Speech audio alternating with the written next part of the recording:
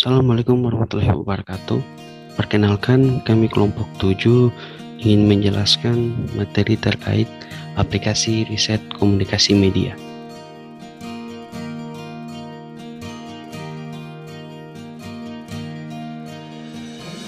Yang pertama, tumpang tindih bidang komunikasi.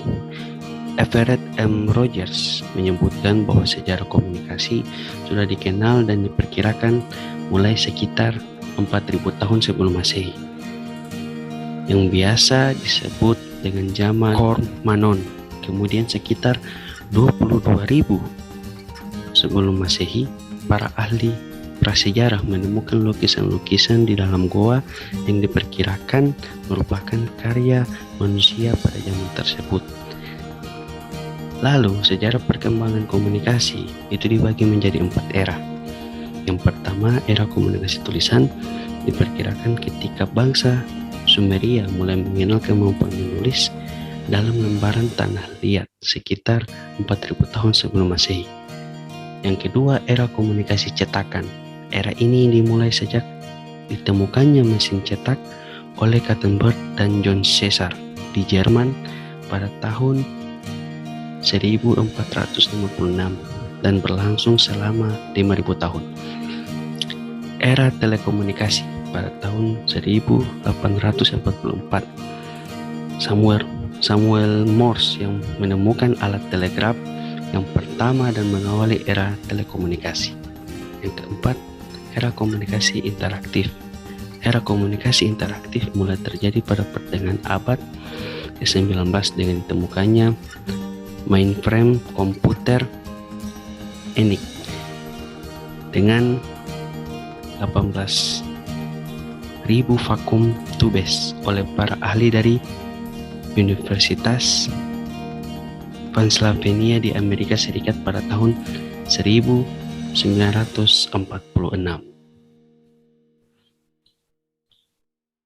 2. Perspektif media massa. Studi-studi tentang media bersumber pada 2 perspektif, yaitu halayak media yang bersifat aktif dalam menerima pesan media, main struktur realitas, dan perspektif yang menganggap halayak itu bersifat pasif dan mudah dipengaruhi secara langsung oleh media. Perspektif pertama menganggap media mempunyai pengaruh terbatas, limited effect, sedangkan perspektif kedua menganggap media mempunyai pengaruh yang besar, powerful effect, serta tak terbatas, unlimited effect terhadap perilaku halayak. Model baru peluru komunikasi satu langkah. Model komunikasi satu langkah merupakan model komunikasi yang menyatakan bahwa saluran media telekomunikasi secara langsung dengan massa komunikan tanpa adanya perantara orang lain.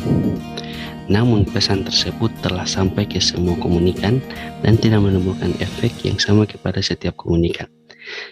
Ciri-cirinya adalah media tidak kuat, aspek pilihan dari pengemasan, penerimaan, dan tahannya dalam ingatan yang selektif dalam mempengaruhi pesan.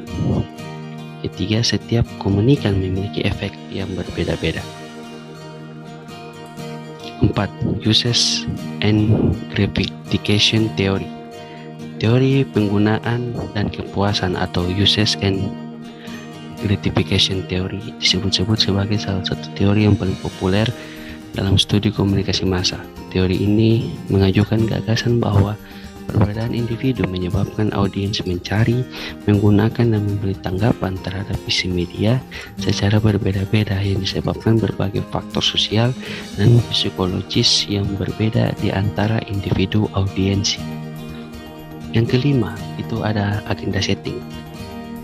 Adalah menciptakan public awareness, kesadaran masyarakat dengan menekankan sebuah isu yang dianggap paling penting untuk dilihat, didengar, dibaca, dan dipercaya di media massa. Contohnya, misalnya tim redaksi Mata Najwa dalam menentukan topik apa yang akan diangkat tiap minggu.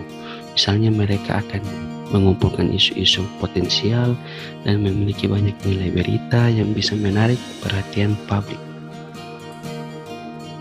Yang keenam, analisis data kuantitatif. Analisis kuantitatif adalah analisis menggunakan alat analisis yang bersifat kuantitatif, yaitu analisis yang menggunakan model-model seperti model matematika, misalnya fungsi multivariat, model statistik, dan ekonometrik. Hasil analisis disajikan dalam bentuk angka-angka yang kemudian dijelaskan, diinterpretasikan dalam suatu uraian penelitian kuantitatif. 7. Analisis data kualitatif.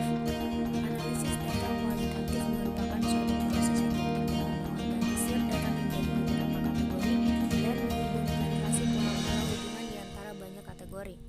Analisis data kualitatif adalah proses secara sistematis mencari dan mengolah berbagai data yang bersumber dari wawancara, pengamatan lapangan, dan kajian dokumen pustaka untuk menghasilkan suatu laporan temuan penelitian.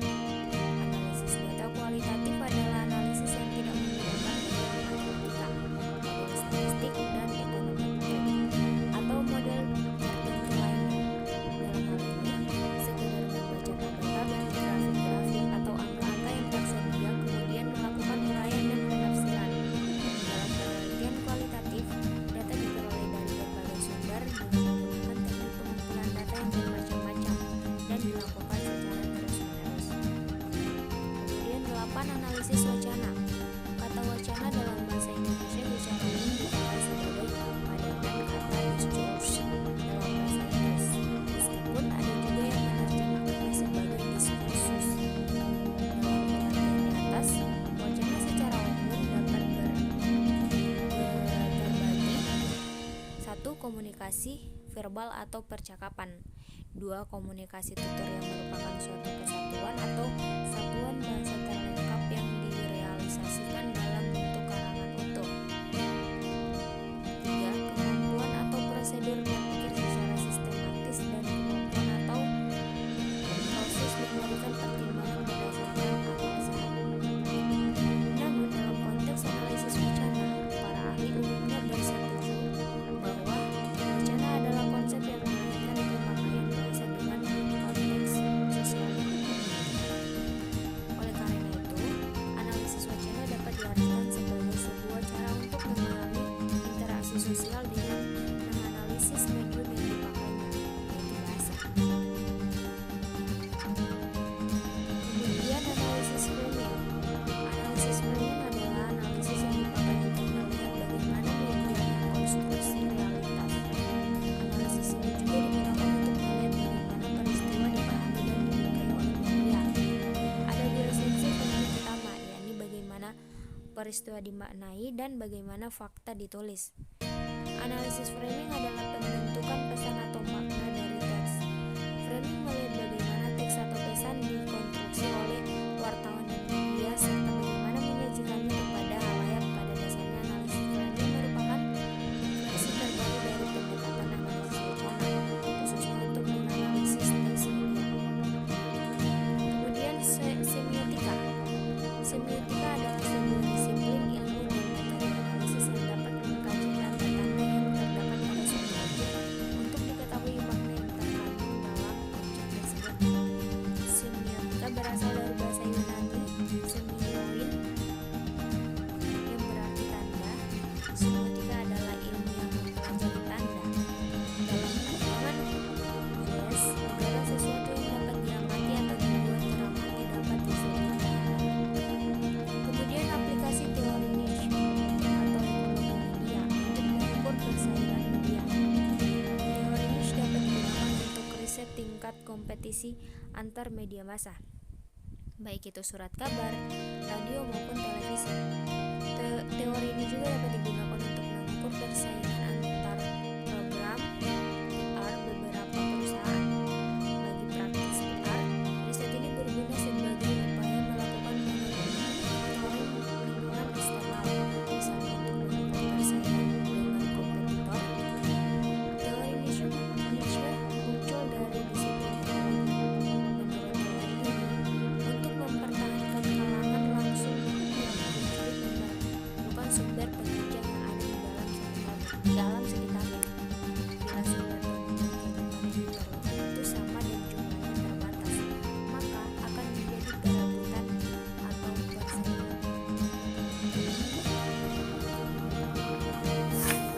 Readership study, metode yang digunakan untuk meriset halayak. Ada beberapa jenis riset yang bisa dimasukkan dalam riset interreadership, antara lain yang pertama ada item selection study atau tracking media. Riset ini bermaksud mengetahui penerimaan halayak terhadap isi media. Unit analisis dalam tracking media adalah artikel berita yang spesifik, semua isi media. Biasanya riset ini berupaya mengkorelasikan dengan karakter halayak. Selanjutnya ada audience profile atau profil halayak. Riset ini memahami karakteristik konsumen media yang mencakup demografis, gaya hidup, psikografis dengan metode survei. Selanjutnya, reader non-reader study. Riset ini bertujuan mengidentifikasikan kelompok masyarakat mana yang termasuk pembaca dan kelompok masyarakat mana yang bukan. Teknik pengumpulan data menggunakan interview, telepon, dan lainnya. Riset observasi partisipan atau konstruktivis pada media. Riset ini bertujuan untuk menganalisis proses pembuatan pesan di media. Contoh riset observasi partisipan yaitu ada studi tentang organisasi berita atau study of news organization. Yang selanjutnya studi tentang reporter dan sumber berita, implikasi berita atau efek sebagai proses, dan yang terakhir kreativitas dan otonomi pembuat program TV. Riset kultivasi atau cultivation. Apa itu riset kultivasi? Teori kultivasi merupakan bagian dari teori komunikasi yang membahas efek dari komunikasi massa. Teori ini dikembangkan oleh George Gilbert. Teori kultivasi ini muncul untuk meyakinkan orang bahwa efek media massa lebih bersifat kumulatif dan lebih berdampak pada tataran sosial budaya daripada individual. Readability study. Metode ini menguji tingkat keterbacaan isi media oleh pembacanya. Uji readability ini berguna sebagai evaluasi untuk membuat tulisan yang lebih bisa dibaca dan dimengerti oleh pembacanya. Readability memiliki 3 dimensi dari proses membaca, yaitu yang pertama, pemahaman diartikan sebagai tingkat pengertian terhadap kata, frase, dan keterkaitan ide dalam bacaan dengan pengalaman dan pengetahuan pembaca. Selanjutnya, kelancaran bagaimana pembaca dapat membaca teks yang diberikan dengan kecepatan maksimal. Dan yang terakhir, keterkaitan diartikan sebagai faktor motivasi yang mempengaruhi keterkaitan pembaca terhadap teks. Selanjutnya dari saya akan dilanjutkan oleh teman saya. Terima kasih.